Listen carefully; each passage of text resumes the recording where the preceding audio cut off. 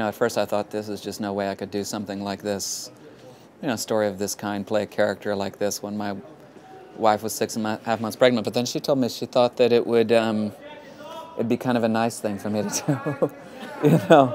Kind of, there's a kind of cathartic feeling about going through something like this. Some of the time we were shooting 2 cameras in this movie. We're shooting Super 16. Everything's very movable, everything's very light. Being able to do cross coverage like that makes it so that we can have moments that are unscripted come to life, and we've had a fair amount of that, which I think has been good. I mean, this story is so completely, I think, told through Linda's point of view. And it is Linda's story that we're dealing with. This is not the Chuck Trainer story.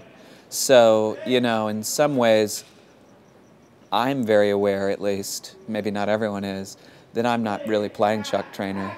And I didn't spend a lot of time dealing with him. I dealt with the script, my own imagination.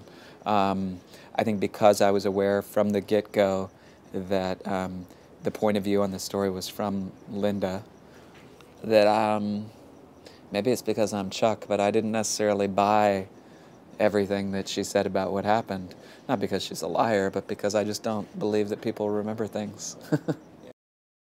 It's difficult to see on the page what Chuck is getting from this woman besides sex, and who cares about that. But like what happened in this movie that didn't happen in the script was I think she's kind of inspiring in her enthusiasm, I think that they are both deeply naive in the movie. I guess I might be a bully in some ways, but I think it's everyone in this movie, the 15-year-old version of them, the 14-year-old version of them is very clear. When I see Hank Azaria in the movie, I see like a little boy. I see Bobby, I see a little boy. I see Chris, I see a little boy. I see Linda, she's a little girl. Chuck is a little boy. We're all just like kids. And it was a kind of more innocent time, I think, maybe not as innocent as like the 50s or something, but like it feels like there's a real innocence to me.